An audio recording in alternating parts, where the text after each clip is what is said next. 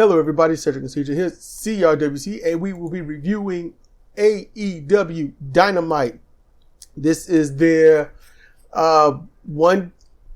first go-home show before the pay-per-view, and then they'll have two more go-home shows before the pay-per-view, and each go-home show is before the pay-per-view, and then a week before the next pay-per-view, which I think takes place in the United States, which would be All Out. Chicago. Chicago. So, yeah, CM Punk, because I'm sure he'll be headlining that, and, everybody in the windy city of Chicago is, gonna be a thing. I think he's gonna do it up. So, with that, let's just get started with this Dynamite. This might be a short one. Yeah. So, we get the Elite versus the Guns and Juice Robinson, and they jumpstart the match on the ramp. Robinson uses a chair and then punches the referee, knocking him down and out. 310 to Yuma was on Nick Jackson. They super kick Juice Robinson, and then Mayhem with no referee for a while. Jay White and Kenny Omega, they finally, start rushing through moves and whatnot.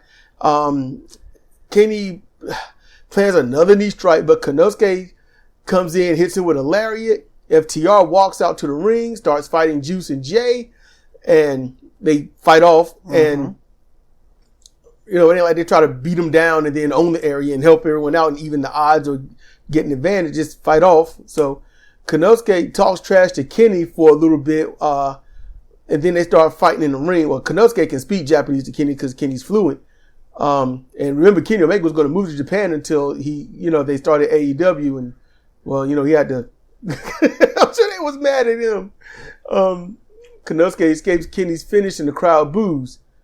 And the thing is, the crowd didn't boo because justice was evaded. They booed because he didn't get his move on. And here's what was bothering me. This is supposed to be a fight.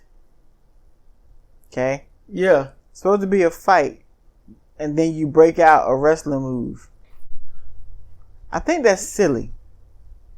Like Konosuke and Kenny Omega, there's no referee, so to be having a fight, and then all of a sudden, he knees Konosuke and walks around a circle in the ring, and then gets him prepared for the one wing angel.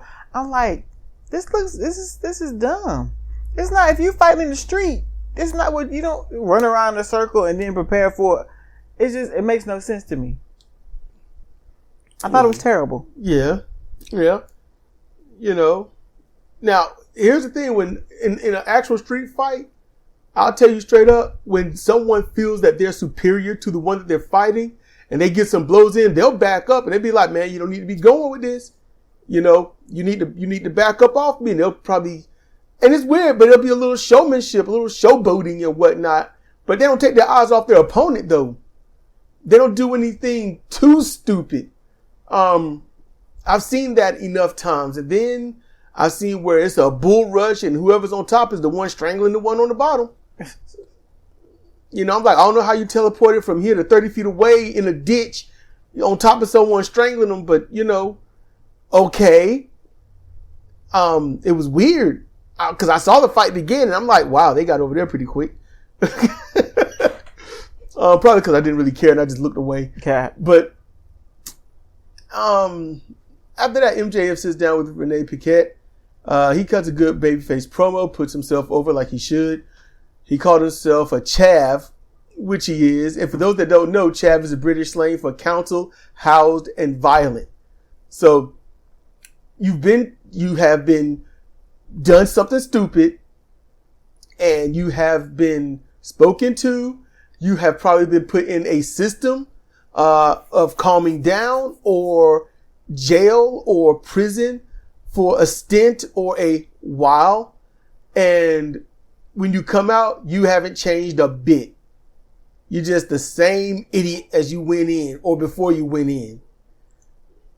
So that's why they're called a chav. That's how it was when I first learned about it some long time ago. So yeah, counsel, housed, and violent. But I'm glad that he even said it. You know, Yeah. British watchers would be like, "Oh, cool." Renee replays MJF and Cole's history without showing either of them about to turn on each other. Max showed how to do a proper babyface promo without jump cuts and to keep the ear of the listener, especially the one interviewing you.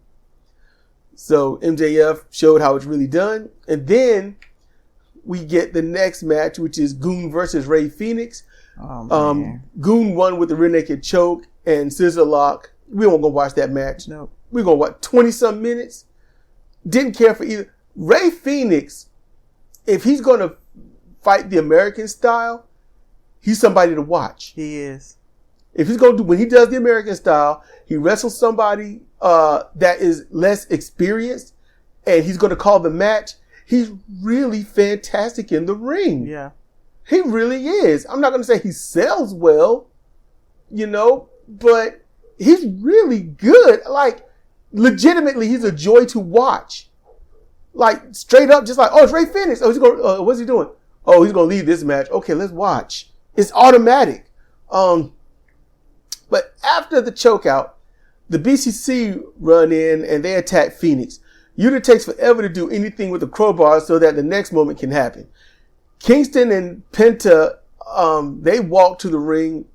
They're stopped by the returning Ortiz, who's got what they call Sockface, who calls it the Mad Ball. Okay. And I think it was from when Eddie Kingston was using it. When they call it should have been a slapjack, but he Mad King with the Mad Ball, and they're gonna stick with that. Santana's music play, and he comes out and attacks Penta. Yuta hits Phoenix with the weapon, but they never show it. Best Friends walk to the ring with Orange Cassidy. Ortiz teams with the BCC. They call the gurney for Phoenix.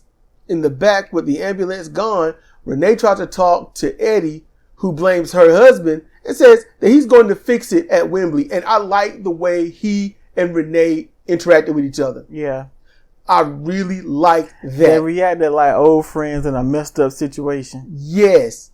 Like, you know what? I ain't got no beef with you, but you know what? That's what your husband did. That's what your husband did. You know what? I'm going to fix it. And she's like, I can't side with you against him, but I can't just go against him. You can see she was in a spot. Yeah. Also in the showing, like, we don't really talk about that here. Yeah. You can see that too. It was so much wrapped up in her reactions. I thought her reactions were perfect. Mm-hmm. I thought they were great. Then the contract signing. And I wrote this as Ospreay was coming out. So Ospreay comes down and then Jericho comes down. They exchange wits and no one will care. And then after signing the paper, they will scrap a bit and tease for the pay-per-view and go through the break as it ends. And then I was like, let's see if I'm in the ballpark. And then at the end I wrote, nailed it. Yeah, got it dead on. Nailed it.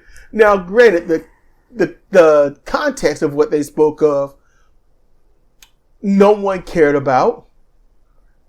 But more or less, it was good. More or less, it was good. I wasn't interested. Yeah, but I like what they had to say. I just didn't care. It didn't help me for their match. And I'll get into it because it sounds like you want to say something. The whole contract signing, I despise the WWE for many reasons, and creating that is a big one. That's it? I cannot stand the contract signings. Are you going to get into the specifics of what they said?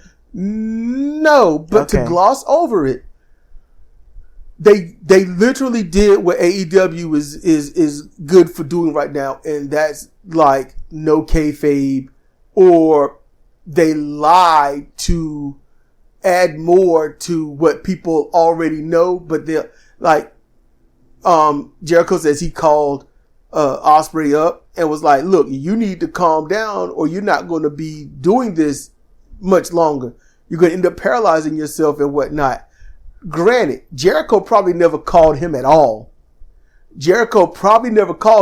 But it is well documented. Jim Cornette and a lot of people, Dave Meltzer and quite some others, talking about how Will Ospreay is a danger to himself and sometimes others with the epic botches landing on his neck, landing on the side of his neck, breaking his neck. I think he separated his shoulder. He was doing stuff and being reckless. He didn't have the right height. He's trying to do tall luchador stuff with short Japanese people. And it wasn't working. Yeah, it won't working. So people was putting that online, and that was one of the all I did was use when it was a still shot and he was on his neck almost vertical with his head cranked to the side. And it was the time he didn't injure himself, but it looked like he should have. And that was on the old channel. And at that time, I had about 5,800 subscribers. You know, and that's when I was doing better than this.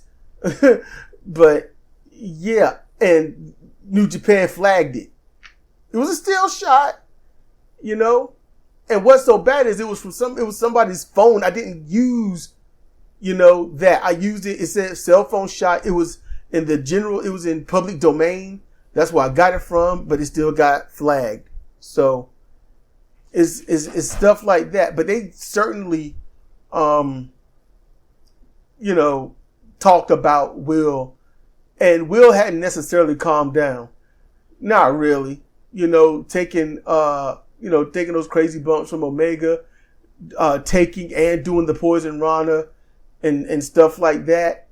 Still doing the rope, the apron run flips and stuff, not thoroughly clearing it, like almost nicking it with his shoulder. He hasn't changed.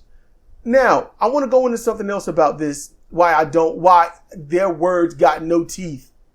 Okay? Jericho talks like he can still go. Yes, he does. He can't go. He cannot go at the pace of Will Ospreay. Will Ospreay doesn't stop moving. Nope. Therefore, he doesn't sell, really. He didn't stop moving during the contract signing. Nope. He was moving the entire time. If that's not a man who's probably got ADHD, I don't know what the example is. Yeah. He was not moving. Whereas Jericho was like, I done found my spot. I'm going to be here until the end. Jericho does an Irish whip where he sets it up and the opponent just runs for him.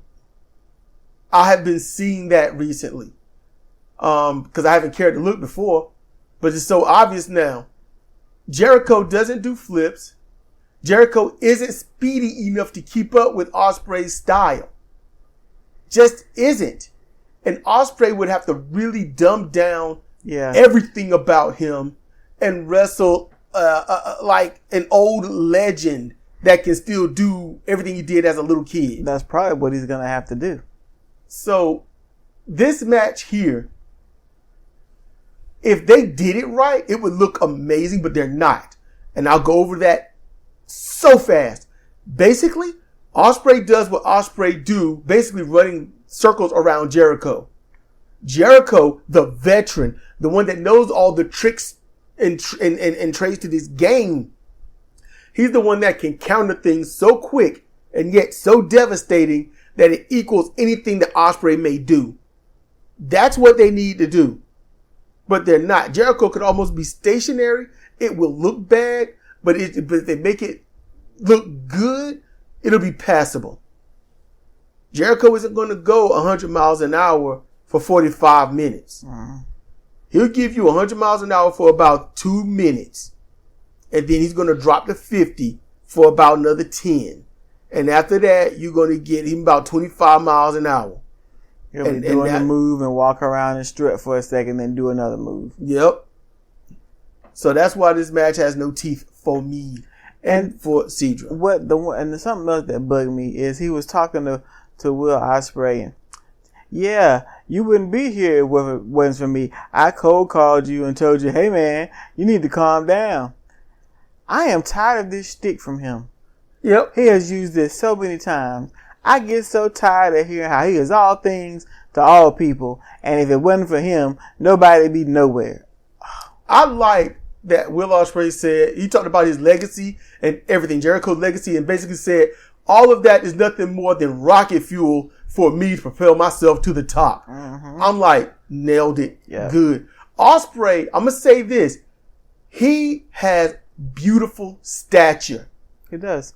His stance, when he stands still, and he looks intimidating. He does. He looks like a horse. He looks like he can go all day long. I enjoy his cadence and his emotionality and his promo. Yes. And he, well, you know, we saw this a long time ago. He had to come up and wait. Yes. He had to come up. He's still doing some of the same stuff that he did. Some. But not all of it because he has come up and wait. And so, you know, that also has allowed him to be a good heel, to be more intimidating. And now he can do less. Will Ospreay, in that shirt, at a distance, he's like, okay, he's a big guy. But when he was leaning over and signing, I was like, that dude is huge. Mm-hmm. You know, that's Will Ospreay just looks, he has an amazing presence about him. He does. He just doesn't use it. If he could just step out of his skin for half a second and see him, it might make him go, oh crap, I wasted my time. Mm-hmm. I need to do this. You know, just those revelations, those enlightenments, you know, that is what can get somebody to elevate themselves and be more like, you know, how MJF found himself. MJF is himself. Yeah. Ospreay is still finding himself. You know, he's gonna look one day, just kill the arrogance, kill the this is what I want to do no matter what, and just take a look at himself and be like, wow, I should show myself as a boss and wrestle accordingly. That is when you'll see him at his greatest. That's what I really think. All the stupid stuff will go away and he will know what to do. That's what I keep thinking. I just got hope for Will Ospreay still. You know, it's about 5%, but it's there. He's got to get a little older. He hasn't made out his 20s yet. That's a good point. Wild horses got to run until they run off that cliff. So Renee, she sits in the back with Adam Cole. She shows why Cole and MJF's friendship is so questionable, as Cole's questionable actions are displayed on screen. Cole gets ticked off and leaves the area. I'm mad that you don't believe we love each other. I love my man. I mean, that's about how that... I mean, it's basically what it boiled down to. Y'all can love each other, that's cool. But what you get upset for? MJF didn't get upset when she was showing the stuff that he... the questionable looks and the near attacks. So MJF is very comfortable with his douchebaggery. Yep. Adam Cole's trying to deny it. I've been telling you a douchebag for years, man. What? I didn't say Cole was this or that. I said I've been telling him he's a douchebag. He just ain't listening. He'll hear you one day. Just call him. Be in the wind, douchebag. That's me. That's me. Next is confusing. Sting, Darby Allin come out, and then Nick Wayne is there. But they say it's Sting and Allin versus Swerve and Fox.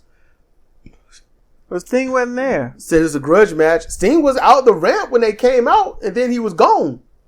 I think he just came out like, all right, y'all go get it, and left. I just wasn't paying attention to Nick Wayne. Because as I say it now, as I said it before, that boy can't wrestle. He cannot pro wrestle. He can indie all day, but that boy can't pro wrestle. And not only am I saying it, not only does Cedra agree, but somebody else does too. Mm-hmm. And you're about to hear in a little bit. So, we did not watch most of this. So the best part of this was Fox removing that bloody shirt and throwing it at Nick Wayne's mom, who threw it back while still talking trash. Yeah, that was cool. And I was like, who's that? And you was like, that's his mom. And I was like, damn. You know, she's matronly. She looked good, you know.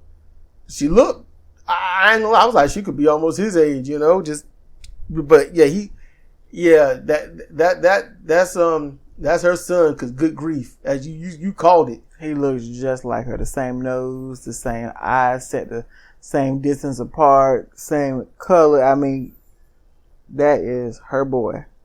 Now, remember, this is a grudge match. They are pissed off at each other. Mm-hmm. All right?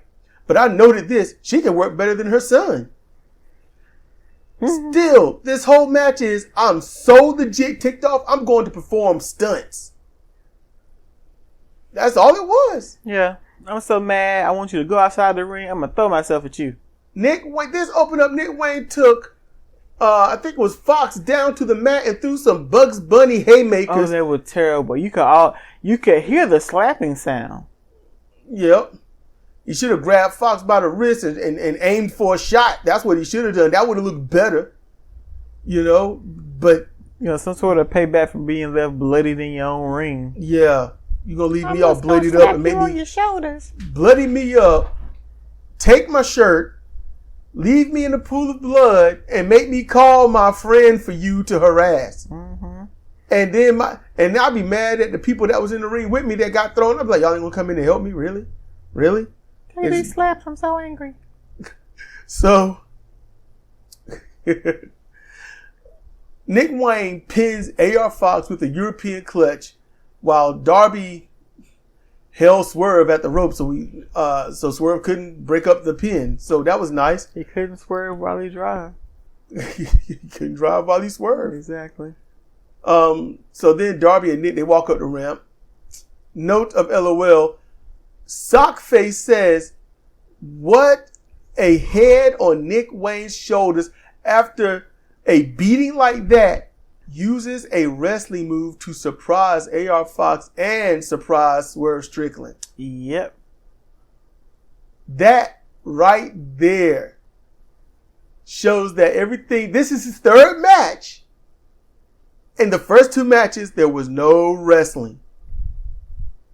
Sockface exposes that. Mm-hmm. He used a wrestling move. It's and you can hear Taz slightly grumble like, why would you say it? You can hear him grumble like, I can't say anything. It's out there in the ether now. Yeah, it's done. It's done. Taz has to do that a lot sitting on the commentary. Yes, I have learned that when Sockface says something stupid or Shivani says a little bit something too much, Taz be like, oh, you can hear it. It's so quick. Oh, all right, well, we got this. Oh my goodness. That dude is an idiot. Good grief. What an idiot. Loser. Oh man, he gets paid this much money. Oh man, anyway, post match here. Swerve is on the microphone laughing and says that he is so disappointed in AR Fox. Like, yeah, I knew that was coming. Yep, that's what you said too. Why you gotta mess up every opportunity I give you? I try and try. You can't stop messing up. You can't be the 18-year-old child that I wipe the floor with. I can't trust you. I can't trust you out there. No, handle my light work. Mm-hmm. Turned his back on him. And Fox was like, no, man, don't. No, I was like, you are fired. I was like, oh, snap. He got fired for something he wasn't getting paid in. Mm-hmm. So, Fox is like, oh man, come on. Cage comes out, rolling lariat. I like his rolling lariat. It should be a finish. It really should. Put a little stank on it. Instead of doing the clothesline part where, you can tell he's aiming his arm to knock him down at the mat. Yeah. Hold it up high. Hold it up high. Keep that fist elevated. Put him down. Finish him with that. It's good. He got big arms. Use it. Yeah.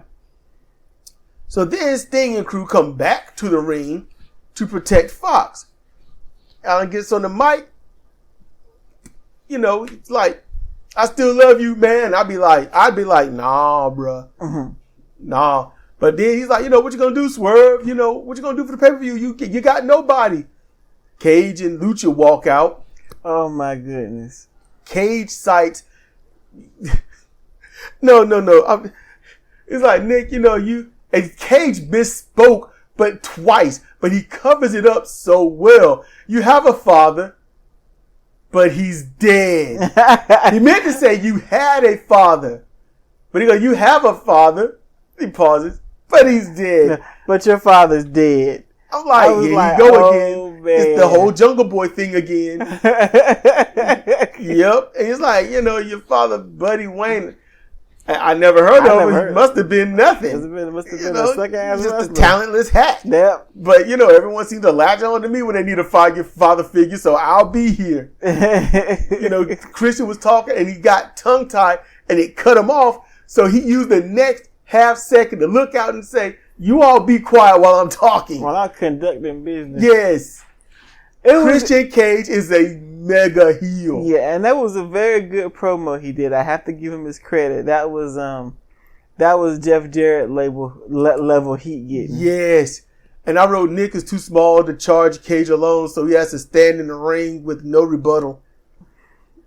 He had to stand there like an idiot. Stand there and just take it. Yep.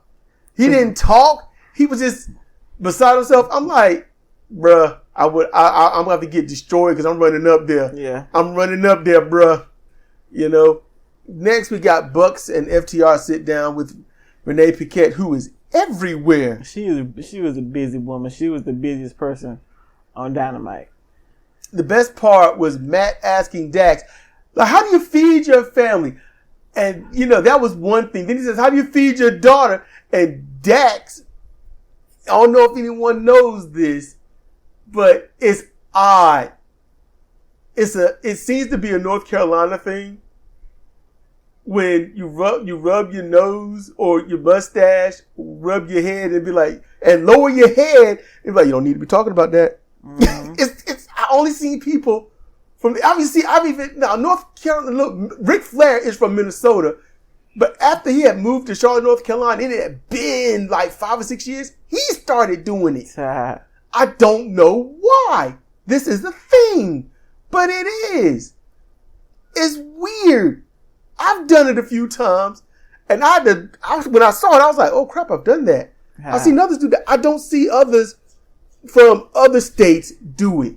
It's weird. So, if y'all listening, what do you do in the state where you're from? What's the thing there that people there do and let others know? You don't need to go any further than where you just end it. You done put your health in jeopardy. Because Dax did that, half snap and tell him not to talk about his daughter. Matt immediately, now he didn't break stride too much because he had that quick look of crap. Mm-hmm. But he instantly, acquiesces. See, I cannot spell that word, but I can say it and I know what it means. But then he talks about who gave you the job. Mm-hmm. And then quickly Dax throws his hands up and he's like, look, go ahead. You're the foundation. Yeah. It's all half under his breath. It's so quick. So then that prompts Matt to talk about being the foundation, the Young Bucks being the foundation. And then I had to know this. FTR is leading the argument so they can do their promo right. Certainly they'll have to lead the match at All In that they have to lose.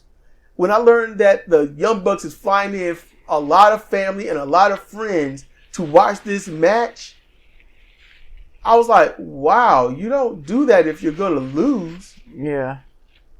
You don't, And probably they're going to get certain family members involved in the match. It's probably going to look terrible. Probably. I got to make a statement. Yeah. I'm tired, and I say this during the show. They have worn out the concept of legacy. FTR started it. Dax actually started that on his show, his YouTube show that's defunct now.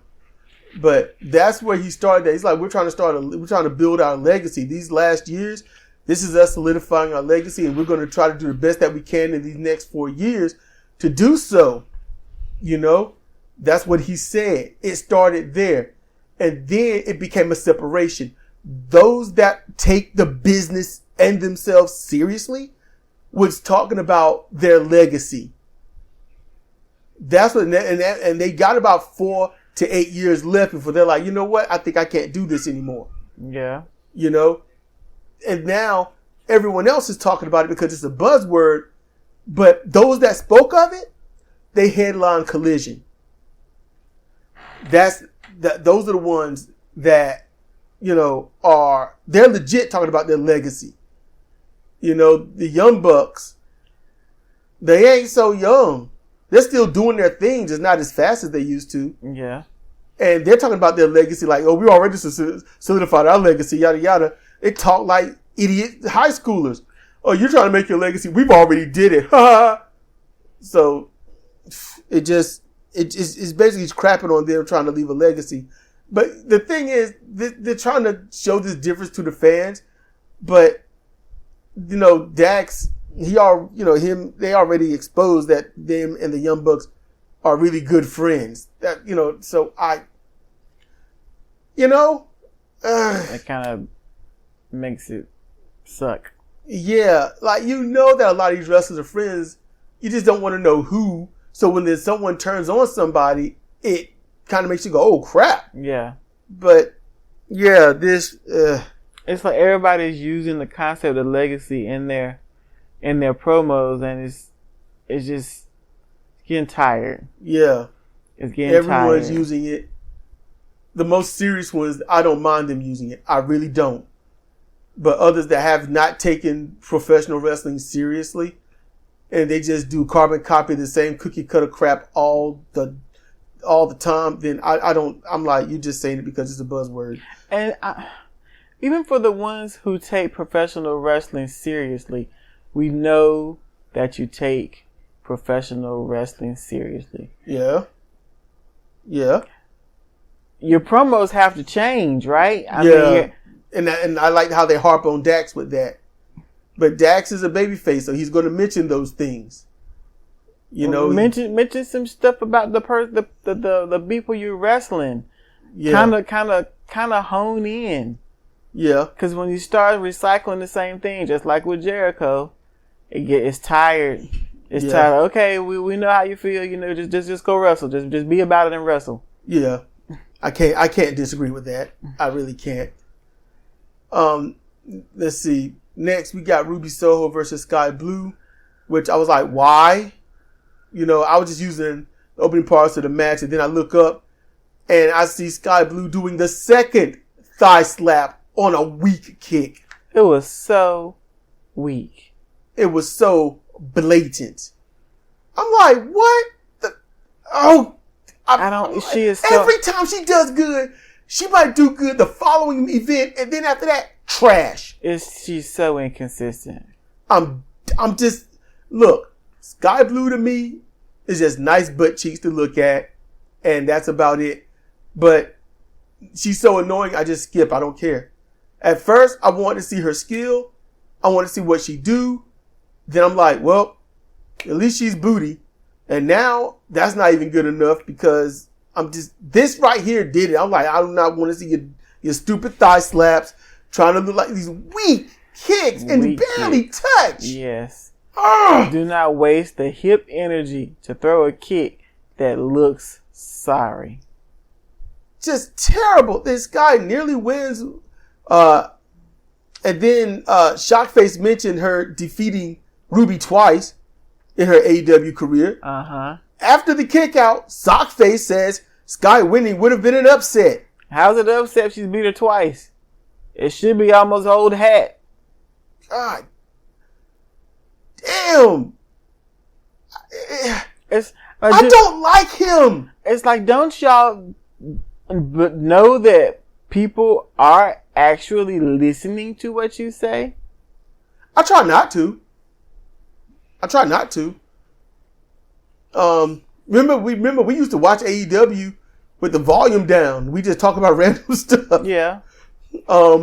Soho hit a finisher. She won. You know, cool. Let's see. Renee with the Kingdom and Roderick Strong. I don't know what Matt Taven was wearing. I don't know what Matt Taven was wearing. He had on this long sleeve shirt that had this very loose, false cow neck, just all kind of bunched up around his neck.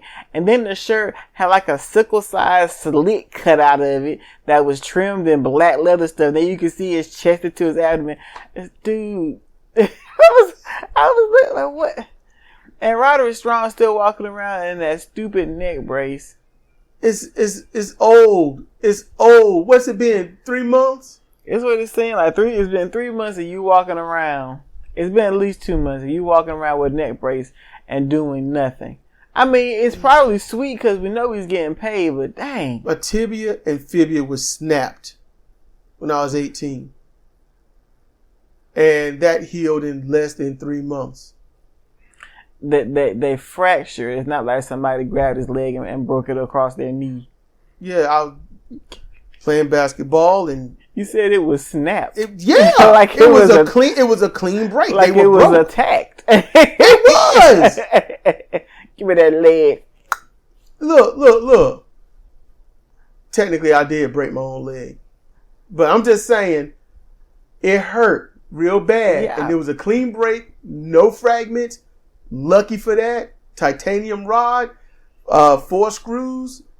You know, been there ever since. You know, might have to get it taken out. I don't know. Where is that coming from? What? Getting it taken out? Yes. I've been thinking about this for years. I just don't know. Sometimes, you know, when I'm walking, I don't like hearing that clicking sound. It's annoying. It don't happen all the time. So, let's see. Moving on. Well, no. Roderick, what he said to a lot of things that Renee said, he goes, and it's so weak. So weak. Well, at the end of the night, they'll show who Cole and MJF really are. Yep. Okay. And he's sitting there with that smirk like he's the evil henchman or boss of henchmen. I don't know which he's going to be, but right now he looks weak sauce. Really weak sauce. Mm-hmm. Watered down ketchup. I don't like how the Kingdom is there but not doing anything. What is the point? I don't know. We haven't seen them on the Ring of Honor for like 2 or maybe 3 weeks, and they're walking around on Dynamite doing nothing. Bring them in, Tony, and make sure they walk around and talk to a loser. Roderick Strong is great, but you made him a loser. I hope this pans out to be something. Really? The Acclaim, they come to the ring, they call out House of Black, and their intro, they look awesome. They looked awesome. And the whole, they should have done this differently. Because it makes no sense to be 2 guys and call out 3 guys to fight. And it's actually 4 because the what's her name? Julia Hart. She can do some damage. But she didn't do anything. She is doing her role right. Yeah.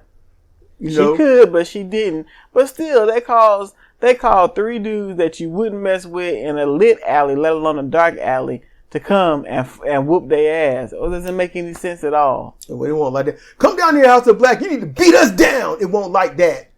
But you're speaking about the end result. Yes. I'm not going to call 3 people to a 2-person fight. Yeah, I'd be like, so see, that's kind of what gives it away, right? See what I'm saying? Because that's where I was, and that's where the crowd was. Mm-hmm.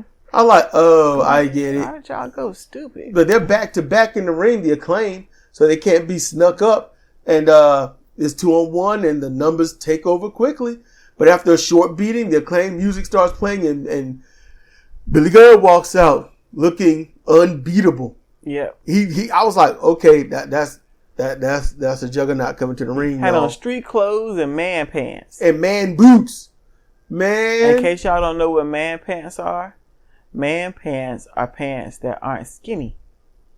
Yeah, pretty much. Because I am very much against skinny jeans on dudes. Look. Man pants have the potential to protect you from a motorcycle fall. Man pants have space for your man junk.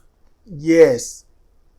Look, we've seen him in skinny pants, not him, but others, and we've seen, some beans hanging onto the thigh.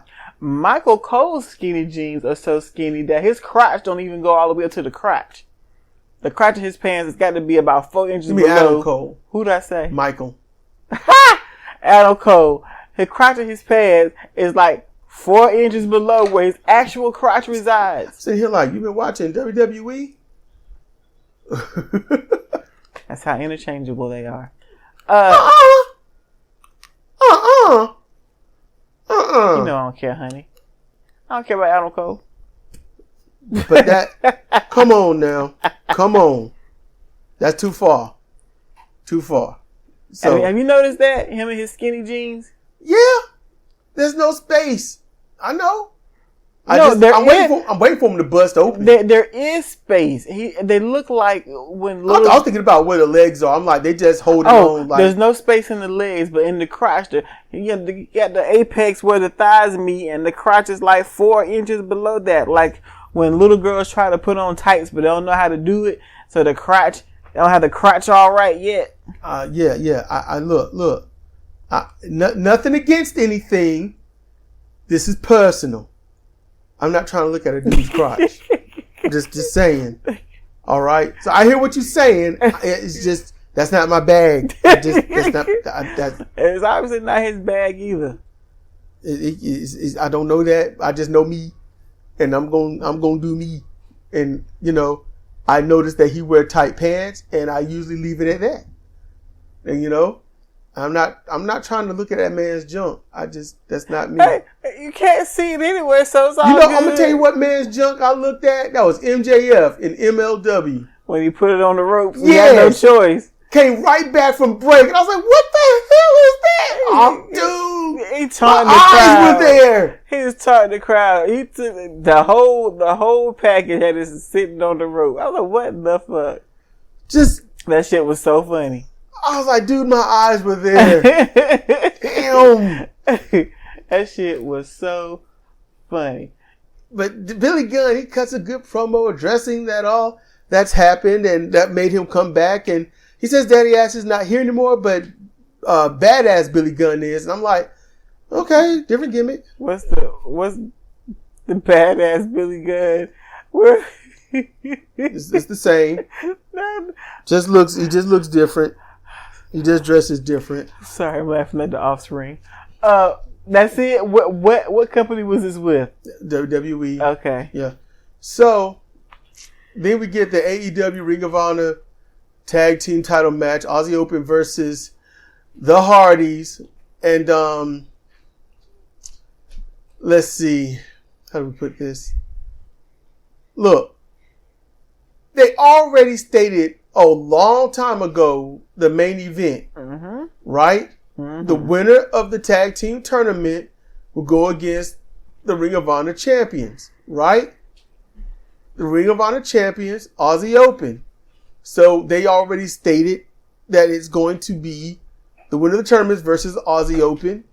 But now they got them wrestling these others. It could be. Yeah, they say it now, but they didn't say it before. Mm-mm.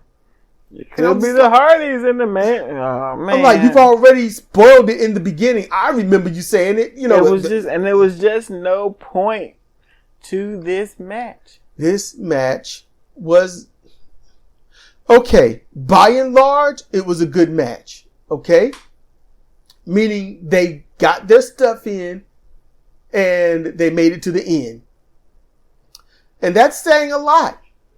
It is. So, in general, even match at the start, then they build heat on Jeff Hardy. Jeff gets the hot tag. Matt takes over on Kyle Fletcher. And I had to note, Matt can't move, so Aussie Open literally have to place themselves in his moves. Mm-hmm. Matt Hardy can't move. And sideways knees and they hit their limit. He gets up like a toddler. The Hardys hit Power and Glory. The suplex and body splash. Because Jeff, I was like, bruh, you ain't going to make that swanton. And he just did a body splash. And he looked uncomfortable doing it. It was just bad at that juncture.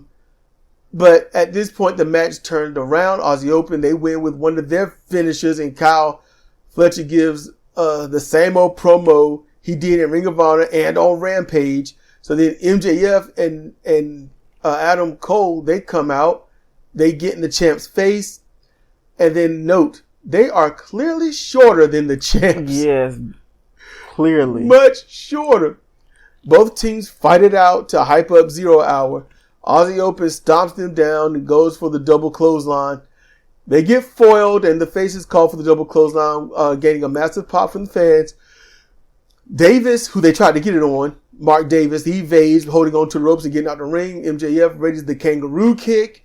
The crowd is starting to pop for it, but Davis, he hits MJF. They try a double team move with Cole trying to foot jab, and MJF catches his heel and just stares at him. Puts his leg down. He says nothing, gets his belt, holds it up in front of Adam Cole. So showing, hey, we're partners, but there's heat. We're still competitors here. Cole wants a handshake. MJF slaps his hand away, pulls out the diamond ring, and but he puts it up, and then they hug it out. And I wrote, yay, all is well. We're happy. They're not, hating each other. It's a Muppet victory. It is. That's really what it was. And that was the show. I didn't expect this to be this long. I didn't think we'd have this much to say and elaborate on. So my bad, y'all. Didn't think about that. Whenever I start talking about dudes in skinny jeans, it can just go off the rails. Mainly, I think it was Jericho. Jericho and Osprey that we elaborated the most on. But yeah, it's not the best show, but it was all right. At least all the matches pertain to the pay-per-view. True. At some juncture. So they did a good job with that. It's teases and hype-ups.